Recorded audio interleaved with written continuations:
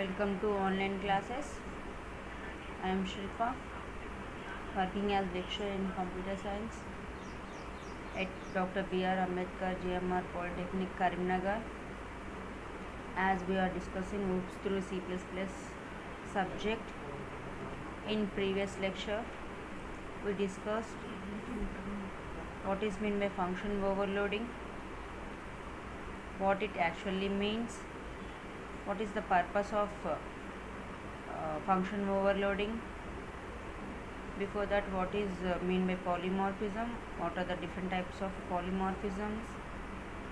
In that compile time polymorphism, the compile time polymorphism is divided into two types, that is function overloading and operator overloading. So we discussed function overloading, and in previous lecture we have observed some example programs on function overloading. Even we have observed how this function overloading can be possible using call by reference, call by value as well as call by reference. With some example programs we have observed all these things. In today's lecture we are going to learn what is meant by C++ input output operators. Normally till now C++ IO operators, input output operators. Till now, without knowing all these things, that is what is meant by stream, what are the different types of stream classes, what is meant by unformatted input output and formatted input output, what is meant by input output operators. Without deeply knowing about all these things, we might use in our programs. Okay, we have used all these concepts in our programs, but we don't know what is what. Okay, in today's lecture we are going to learn C++ input output operators, how this input output operation can be done in our C++ language, programming language, and what is meant by streams in C++. Normally, as when we are executing or when we are writing a program, the first header file to be included is #include IO stream. So that means here we are using this stream. What it means, what actually mean by this stream. Okay, why we need to include that IO stream, what are the different functions this IO stream consists of. Okay, and what are the subclasses of this IO stream, what is the superclass of this IO stream. Okay, like that we will discuss in today's lecture. So here C++ streams and C++ stream classes. Okay, obviously till now we learn that class is nothing but which consists of data members and member functions. That means it is having some member functions which can make use of the data members, and by calling the public member functions of a class, you can make use of this class in other part of the program. Okay, we discussed that, we know that class is the class which consists of data members and member functions. Okay, and here these member functions make use of the data members, and using public member functions of this class, how this class members, that means data members and member functions, can be accessible out of the class or any part of the program. Okay, we know that. So now what is C++ stream classes we will discuss in today's lecture, and what is meant by unformatted input output operations, what is meant by unformatted input output, and what are the operations we use for this unformatted input output. Okay, these are the objectives of today's lecture. So first one, input output operators in C++. Every program takes some data as input and generates processed data as output. Till now we have observed, we have executed so many programs in C++ or so many programs in C. Whatever the programming language, when we write a program, it takes some data and it processes that input, that is data, and it will give output. For example, in order to add two numbers, okay, we have written a program. So in that, first we need to provide input for that because here it is going to add two integers or two numbers. So first we need to provide the two numbers, that is nothing but data or input. Okay, after providing that input to our program will process this input. Okay, that means here the main operation is adding of these two numbers. So it performs addition on those two numbers and it will give output. So that is here. Every program takes some data as input and generates processed data. Okay, it is performing some operation.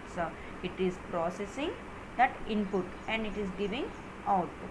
Okay, and C++ supports a set of input-output functions and operations to do input-output operations. So input, how our C++ program has to take the input and how that has to send to the output screen, that is monitor here. Okay, so here the C++ supports a set of input-output functions as well as operations. Input-output functions and operations to do input-output operations in C++. Okay, and C++ uses the concept of stream and stream classes to implement IO operations. Normally here IO operations are input-output operations. Input means that is the data which the program will get from the keyboard. The program gets from the keyboard, that is input, and the program is going to send some data to the output.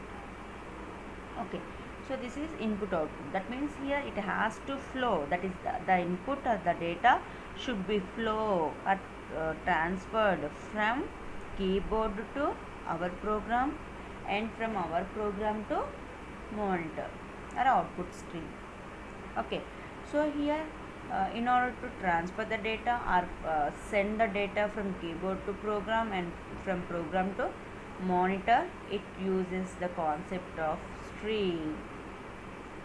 In order to send data from one location to another location or one device to another device, okay, here C++ uses the concept of stream and stream classes to implement input-output operations.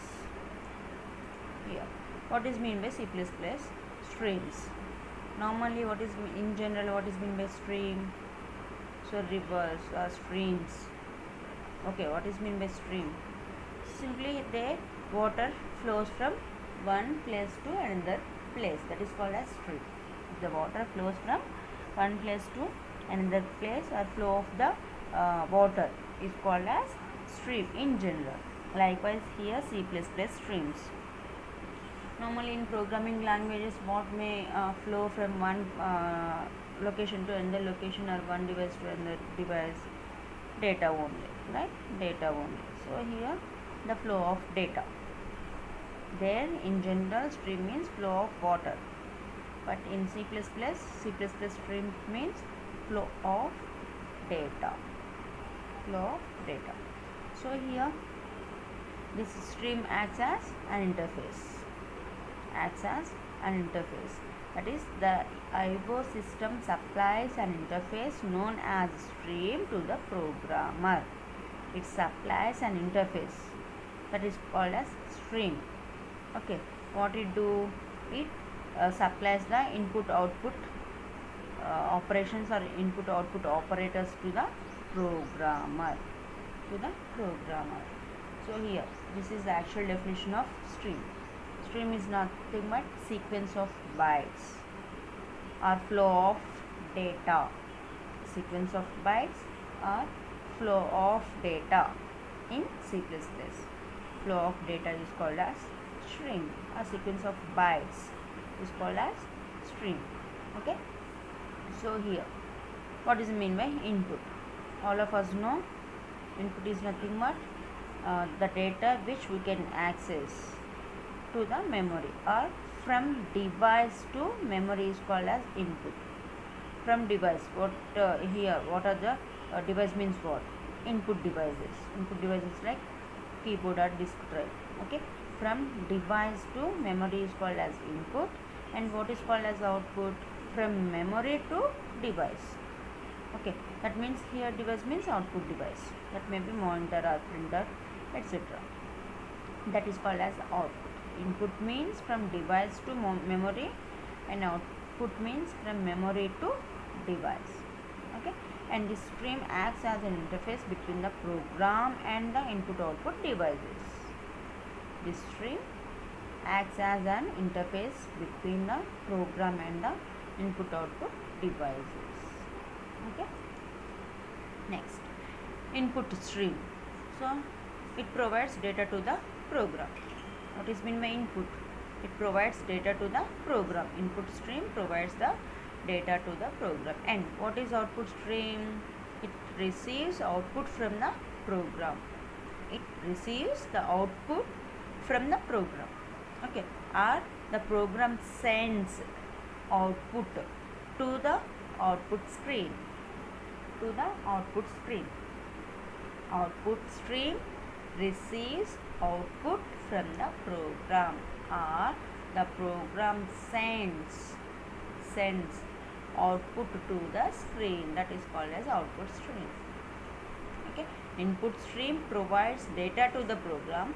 Output stream receives output from the program.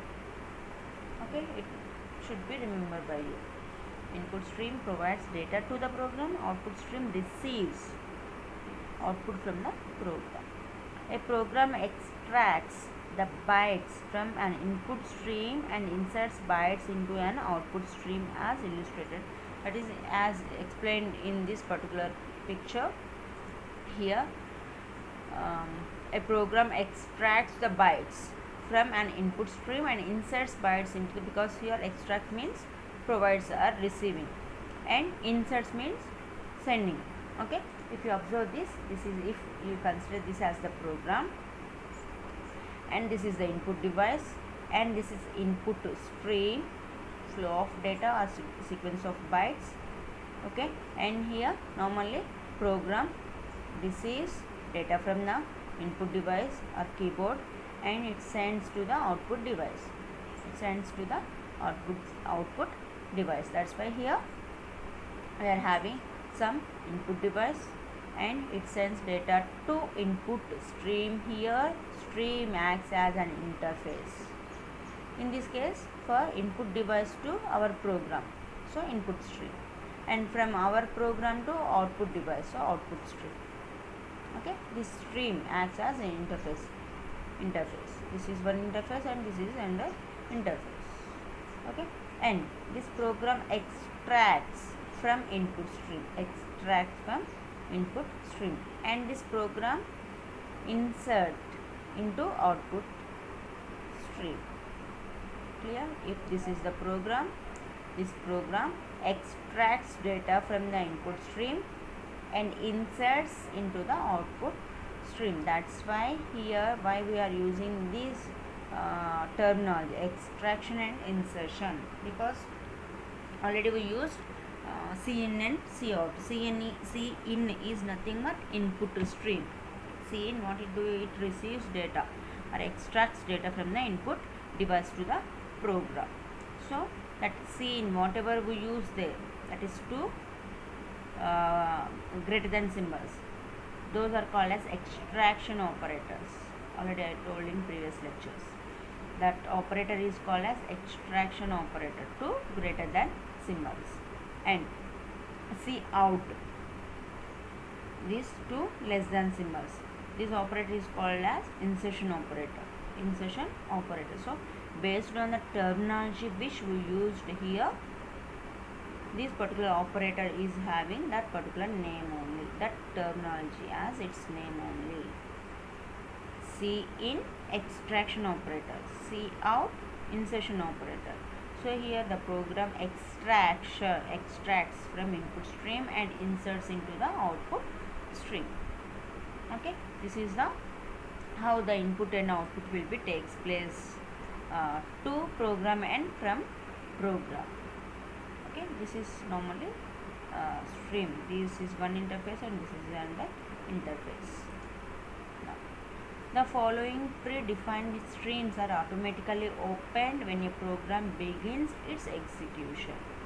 So whenever we open our program to execute, automatically our program may open some streams. Okay, first stream is scene, that is standard input stream. It is automatically opened when a program begins its execution. Okay, this is standard input stream, that is scene, which is connected to the keyboard, because scene extracts data from keyboard to program. So here this scene stream connect to the keyboard, and cout, standard output stream, which is connected to the display or the screen, output screen here. Okay, this is one.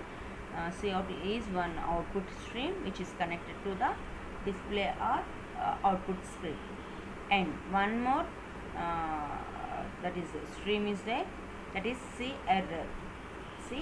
error, standard error output stream. This is a standard error output stream which is connected to the display. Again, this is also connected to the display. Here this cout is also connected to the display only, but when this cout will be executed or when it will be invoked and it performs its task, if our program wants to send some output to the display or the monitor, then this particular stream will be invoked. Okay, if our program raises some error or causes some error, okay, so in order to display that particular error, here error is connected to the display again, because where we can see the errors on the, obviously when we are executing, if our program causes a particular runtime error, okay, and that has to be displayed on the monitor, then error will be invoked. This is the stream, error output stream, which is connected to the display, and when it will be invoked, if our program is that is terminating abnormally, or that is it has to send some standard output message to the programmer, then only it will be invoked. Okay, next. Now C++ stream classes. So obviously here we are having some hierarchy of the stream classes used for input and output operations with the console unit. So it is having some hierarchy, that is it is having some number of classes from base class to child class or children classes, along with its intermediate classes, or simply from grandparent to parent and from parent to child. Okay, some hierarchy, okay, step by step. So here this is the hierarchy of the stream classes. These classes are declared in the header file iostream.h. That is here the stream classes which we are going to discuss are in iostream.h, input output stream.h. So it is having some hierarchy of stream classes, and they are used for input and output operations in our program. Now see the hierarchy of the stream classes. See here, this is the iOS, input output stream, okay, and this iOS is the base class for all the classes in this hierarchy of the stream classes. And from iOS we have derived one class that is called as iStream, that is for input, that is input stream, like a keyboard and mouse in order to get data. So this is input stream, iStream. And we have derived one more class, that is GoStream, that is out for output. Okay, and even it is having one more derived class, that is stream buff. Okay, that is buffer means what, for temporary purpose. Okay, so it is having some buffer here, stream buff. Okay, so that is a point, that is here this iOS points to stream buff, iStream and OStream. This is the base class. From this base class we derived in this case three classes, right? And from combining this iStream and OStream, we are getting one more class, that is iOStream for input stream, and this is output stream. These two are separate classes. So simply here by combining these two classes are using multiple inheritance concept, that is which we will discuss in further classes, or maybe in 5th chapter.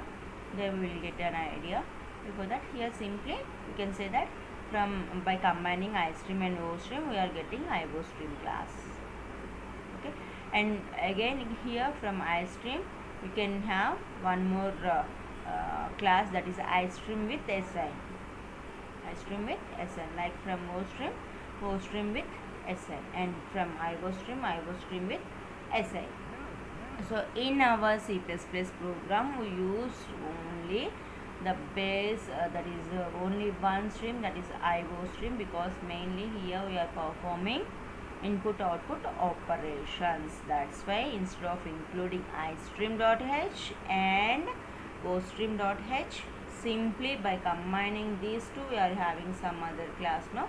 So simply by including this we can make use of all the functions of this class and all the functions of this class. Okay, now we'll try to learn all these classes, what is the purpose of each and every class, and what a particular class do, and what may be the functions which included in that particular class. We will discuss in here. First one, iOStream.h class. Okay, iOS, general IO stream. iOS is general IO stream. So contains basic facilities that are used by all other input and output classes.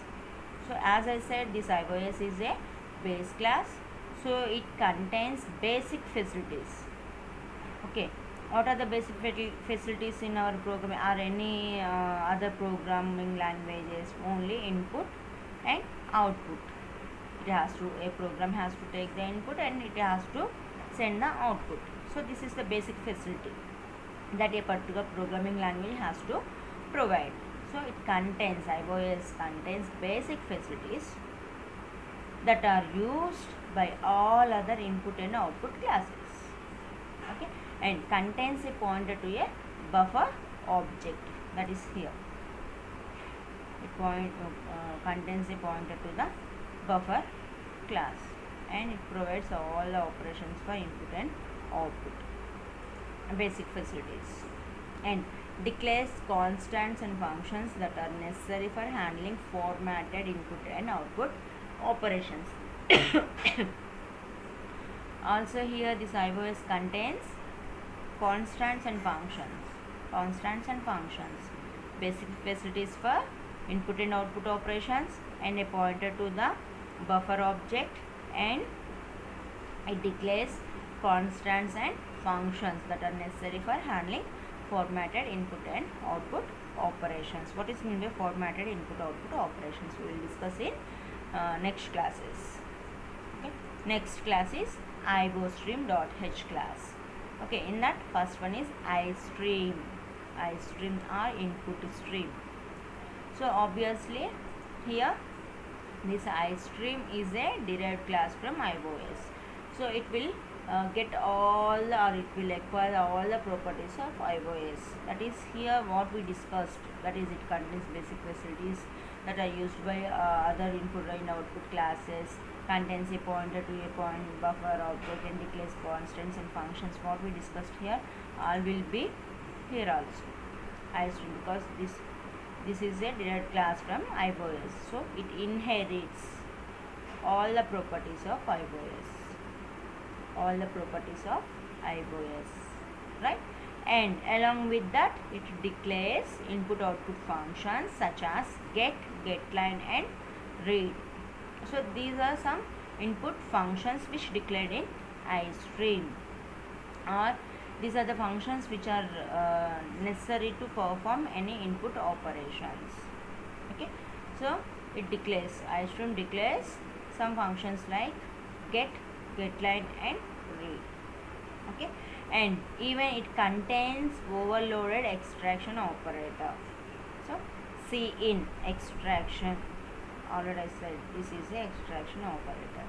So it contains even the overloaded extraction operator. Without this we cannot make use of cin, that is an object. Okay, we cannot perform. So it is also having overloaded extraction operator. Next, VoStream. So it obviously this is also inherited, or it is a derived class from iOS. So it acquires or it inherits the properties of iOS. Along with the properties of iOS and the facilities of iOS, it declares output functions. Also, such as put and write. Okay, it also declares output functions such as put and write, and obviously it contains overloaded insertion operator, cout. So insertion operator, overloaded insertion operator also in VoStream class. Next, iVoStream, by combining iStream and VoStream, which discussed here and here. Okay, that is, here it is having inherits the properties of iOS, and it is declares the input functions such as get, getLine and read, and output functions such as put and write and it contains overloaded extraction operator and overloaded insertion operator. Okay, that is this iVoStream.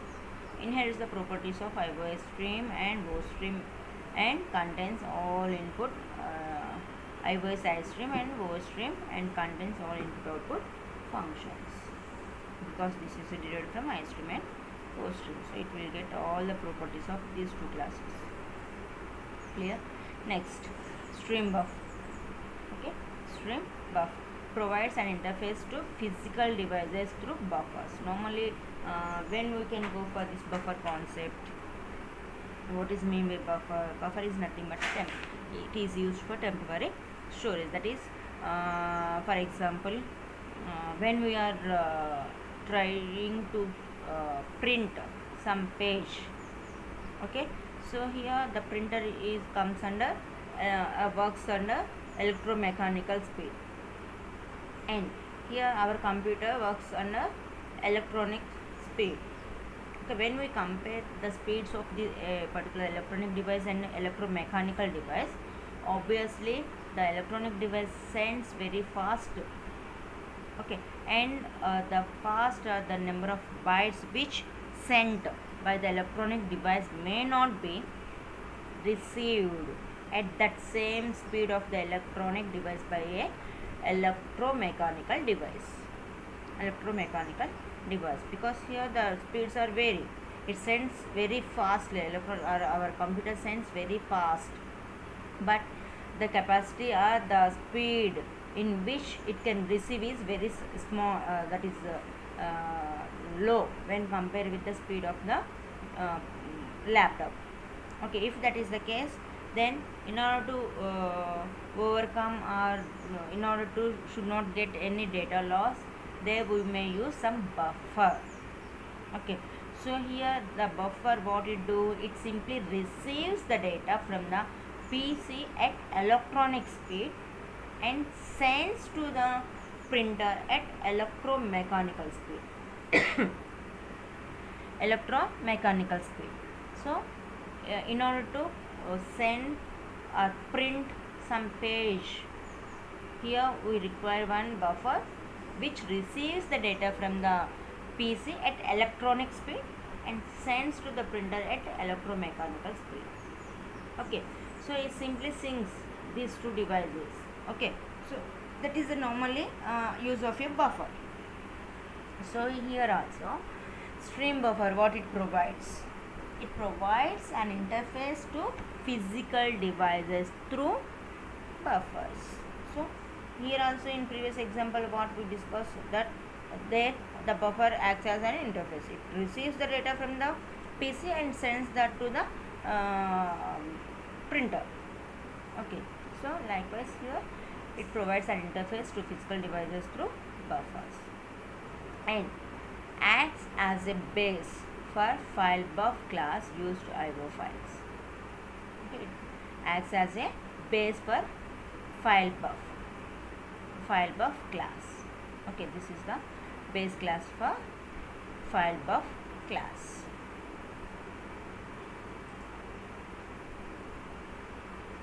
Stream buff, file buff class, base class. Next, right? With a certain we are not discussing obviously because we are not using those classes in our one. And next topic is unformatted input output operations. So till now what we discussed, what is meant by stream, what is meant by input output operation, right? What is meant by input output stream class. Okay, what is the stream class hierarchy? In that hierarchy, how many number of classes are there, which class is base class, and from that how many classes are derived. Okay, we discussed all those things till now. Unformatted input output operations. What is normally meant by unformatted? So that is unformat. If a particular input output operation is not having any format specifiers, if it is not having any format specifiers, then that is called as unformatted. So what is meant by format specifier? If you remember that scanf and printf, for example in C, printf enter values for A and B. Okay, in scanf how I can able to read the values and how I can assign those read values to the A and B variables, how I can? So double quotes scanf open brace double quotes, there I need to specify the format specifier, that is either %D or %C or %F or %L, like that. Yes or no? Right? So there we need to specify the format specifier. Based on that particular format specifier, it will read that appropriate one. Even in some cases %N new line, %T /T/N, okay, or /H/B. All these are some format specifiers. So there we need to specify the format. So based on that, it will convert the input or output into that particular format and it will store into the memory. So here unformatted, we need not to specify the format specifier. Okay, we can't use format specifiers if we can't do any format specifier in any of input output operations, then that input output operations are called as unformatted input output operations. And normally it takes one input from the user. Normally this unformatted input output operations takes only one input from the user. Okay, anyhow we'll see some examples, then you can able to know.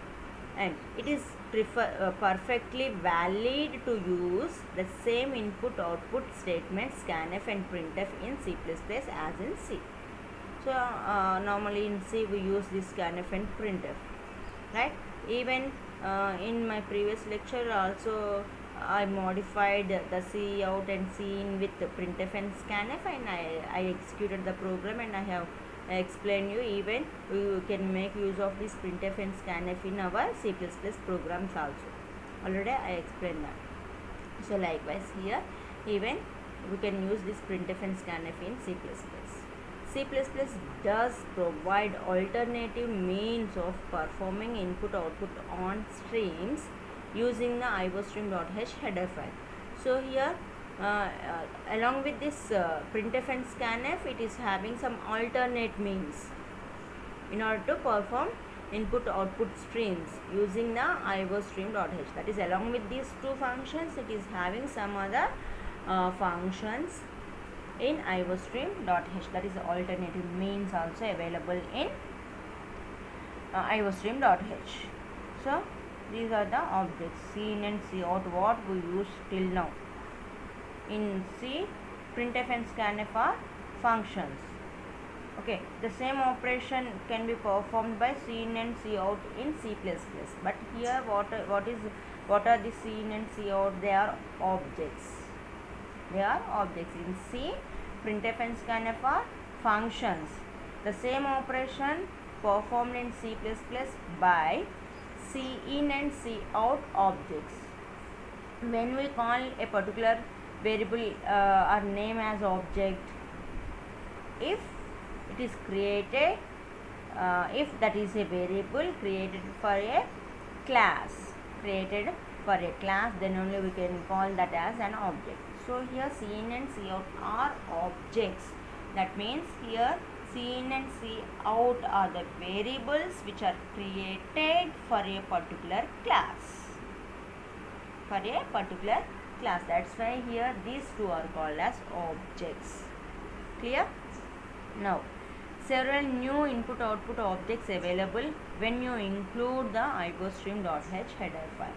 So along with printf scanf, it is having some alternative means that is provided by iostream.h when we include this in our program. So the two important ones are here cin and cout. Cin and cout operators. Okay. Now, both cin and cout can be combined with other member functions for a variety of input-output operations. That is, here we can combine these two member functions, cin and cout, because here cin and cout are objects, right? So using these objects, we can access the member functions of those classes. Okay, cin and cout classes. So both cin and cout can be combined with other member functions for the variety of input-output operations. Now, since cin and cout are C++ objects, they have some built-in intelligence. So here these are objects. Okay, so that means they may hide. That is, they provide data abstraction over the classes, over the iStream class and OStream class. So they have some built-in intelligence.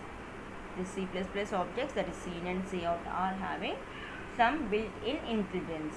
What are the different intelligence these two are having? First one, they do not require the usual format strings and conversion specifications. Okay, like %d, %f, %c. Okay, they do not require the usual format strings and conversion specifications. We need not to use these format strings. That means here, though we are going to read integer, float and char simply without using these format strings or format specifiers. Sorry, format specifiers, directly we can read cin, a, b, c, like that. Okay, so that is the one intelligence, and they do automatically know what data types are involved. So though we are reading one integer, one float and one character without specifying any format string, these objects know automatically what data types are involved, or what are the different data types they are going to read or they are going to print. Okay, and they do not need the address operator like in scanf. Okay, they do not require the address operator, and they do require the use of stream extraction and insertion operators. They do not require address operator, but they do require insertion and extraction operators. Okay, these are some intelligence or intellectuals of these objects. Okay, first one, we need not to specify any format string or conversion specifications. Okay, and these objects automatically know what types of data involved, and they do not require ampersand, but they require insertion and extraction operators. Okay, next, input output operators. Input output operators. So here the insertion and extraction operators point to the direction of data flow.